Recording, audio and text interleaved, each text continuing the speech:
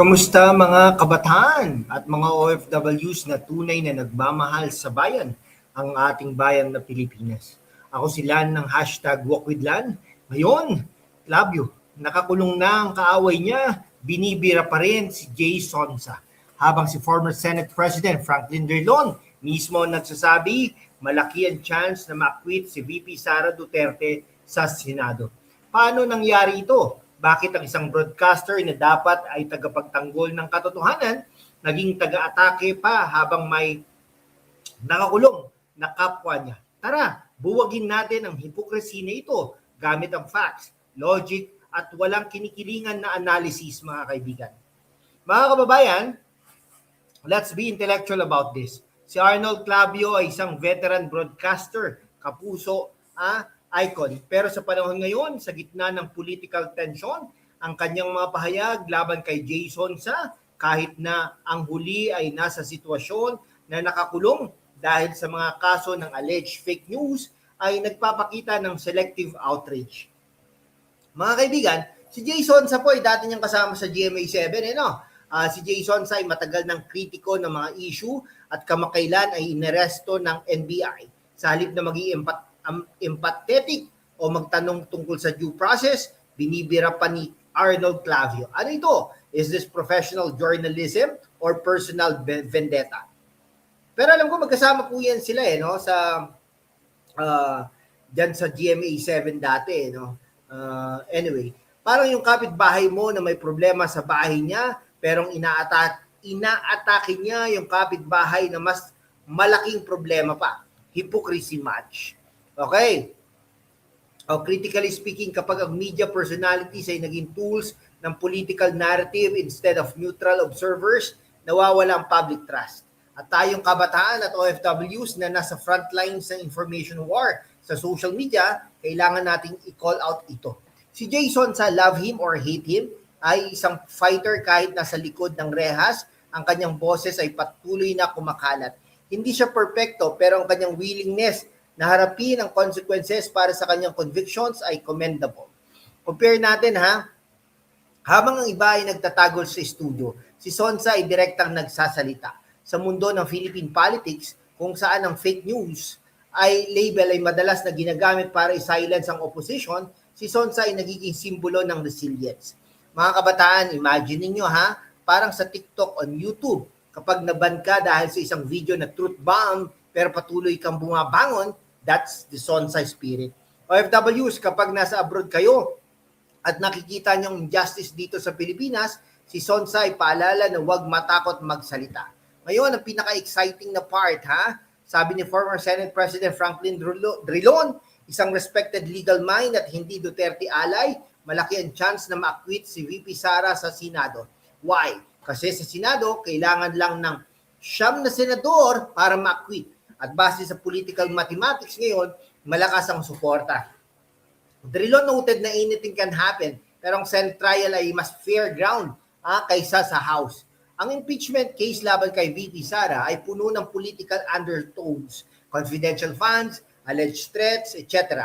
Pero walang solid evidence na irrefutable. Si Sara ay nananatiling may suporta mula sa masa, lalo na sa Mindanao at sa maraming OFWs na nakakita ng kanyang initiatives. Parang basketball yan sa House, maraming players ng kalaban.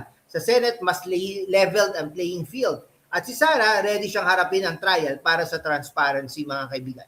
Critically, ito ay pattern. Political persecution disguised as accountability. Habang si Sara ay inaatake, ang totoong issues laban sa issues ng bayan, inflation, jobs, OFW welfare at corruption ay nawawala na sa usapan. Para sa mga kabataan, huwag kayong maging blind followers. Gamitin ang critical thinking. Research facts, hindi lang reactions. Para sa mga OFWs, ang inyong remittances, ang backbone ng ekonomiya. Ang inyong boses sa social media ay malakas. Gamitin ito para sa bayan. Before we continue the fight, shout out sa mga trending products na makakatulong sa inyo.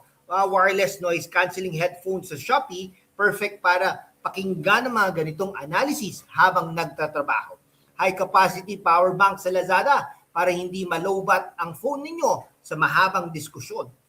patriotic Philippine flag shirts at accessories. Ipakita ang inyong suporta. Ergonomic laptop stand sa Salora para sa students at content creators. Fitness tracker watches, health is wealth, lalo na sa abroad. Premium travel neck pillow at compression socks para sa uwi sa Pilipinas. Link sa description. Your support fuels independent voices, mga kaibigan.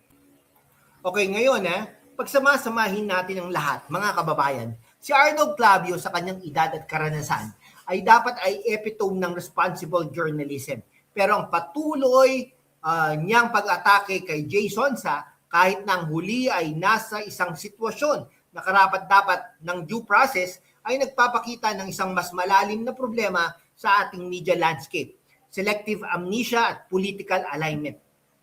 Fact check tayo. Si Jay Sonsa ay matagal ng voice ng contrarian views. Oo, may mga kaso siya. Pero sa isang demokrasa, ang pagkakakulong ay hindi lisensya para sa iba na maging bastos at mapanghusga ng walang hanggan. Dapat ay maging fair ang lahat. Si Sonsa ay nagiging simbolo ngayon, or even the little guy can fight back.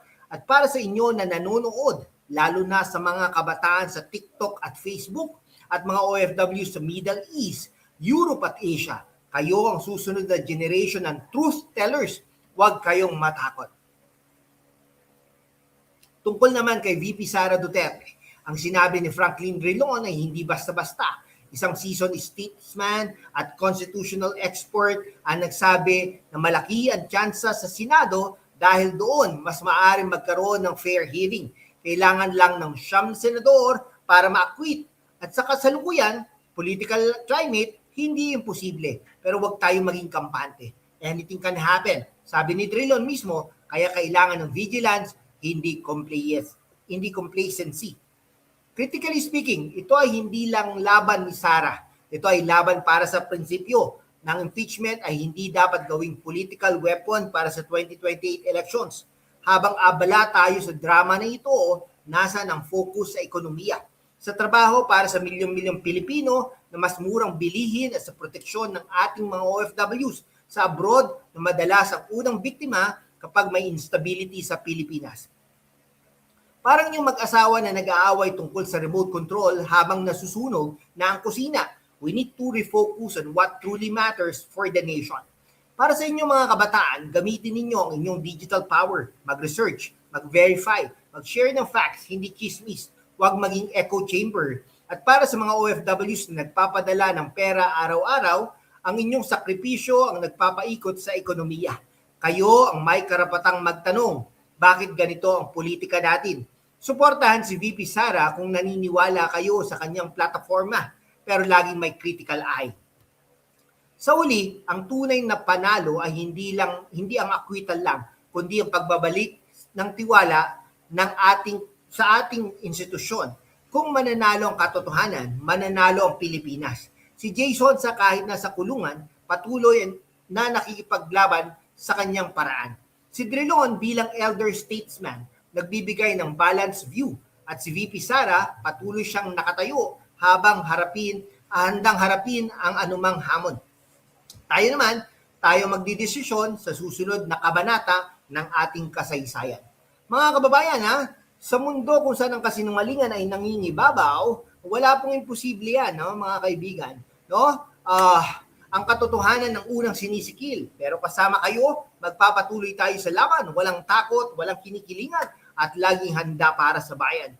Sumali na sa aking YouTube channel membership sa #WalkWithLan at tulungan natin ang channel na maabot ang 100,000 subscribers. Konti na lang po, magto-21,000 subscribers na po tayo.